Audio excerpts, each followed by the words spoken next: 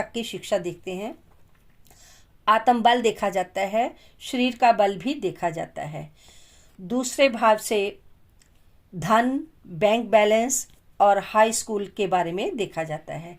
तीसरे भाव से छोटी यात्राएं, व्यावसायिक यात्राएं, खेलकूद, पराक्रम, 12वीं की शिक्षा इत्यादि और वीरता भी देखी जाती है।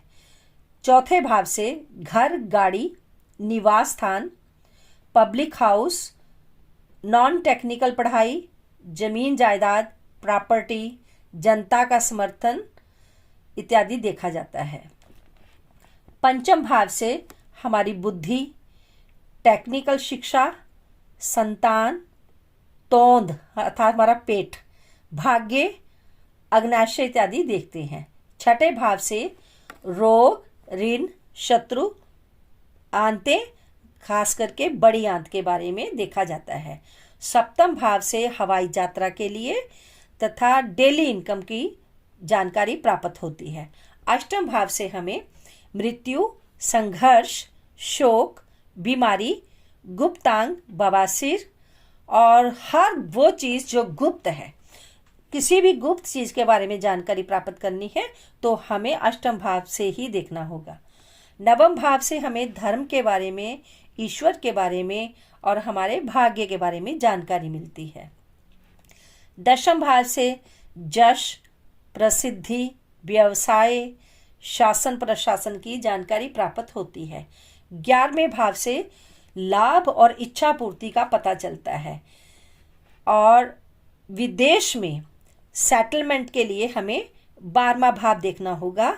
12वें भाव से जेल यात्रा, भोग, खर्च, शयन सुख, नींद और पुरुष की लेफ्ट आई और स्त्री की राइट आई देखी जाती है।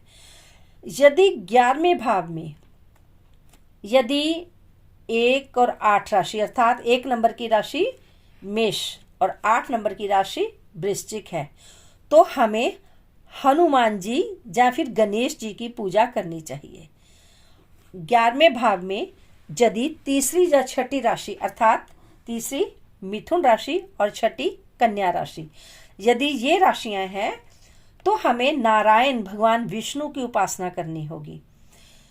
और अगर 11वें भाव में दूसरी या 7वीं राशि है, दूसरी अर्थात वृष और 7वीं तुला, तो हमें लक्ष्मी जी की पूजा करनी होगी।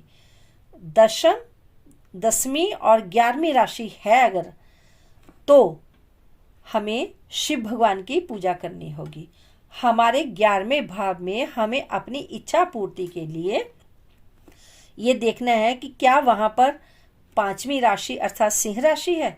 यदि सिंह राशि है तो हमें राम जी की पूजा करनी होगी और अगर वहाँ पर चौथी अर्थात कर्क राशि है तो कृष्ण जी की उपासना करनी होगी। तो हमने ये जाना कि यदि हमें अपनी इच्छा पूर्ति करनी है अर्थात मनवांछित इच्छा प्राप्त करनी है तो हमें किसकी शरण में जाना होगा। तो एक बार मैं फिर से संक्षिप्त में बताती हूँ कि अगर 11वें भाव में 1 या 8 अंक लिखा है तो हनुमान जी या फिर गणेश जी की, 3 और 6 अंक लिखा है तो नारायण भगवान की अर्थात विष्णु जी की, 2 और 7 है तो लक्ष्मी मैया की, 10 और 11 है तो शिव की, 5 है तो राम जी की और 4 अंक है तो कृष्ण की उपासना करनी होगी। देखा तो आपके लिए कितना सरल हो गया। बस अब अपनी पत्रिका उठाइए और देखिए कि आपके 11वें भाव में कौन सी राशि है और उन्हीं देव की पूजा करना आरंभ कीजिए। आपकी हर मनोकामना पूर्ण होगी। कृपया कमेंट के माध्यम से बताएं कि ये विषय आपके लिए कितना सहायक सिद्ध हुआ। Take care. ओम नमः शिवाय।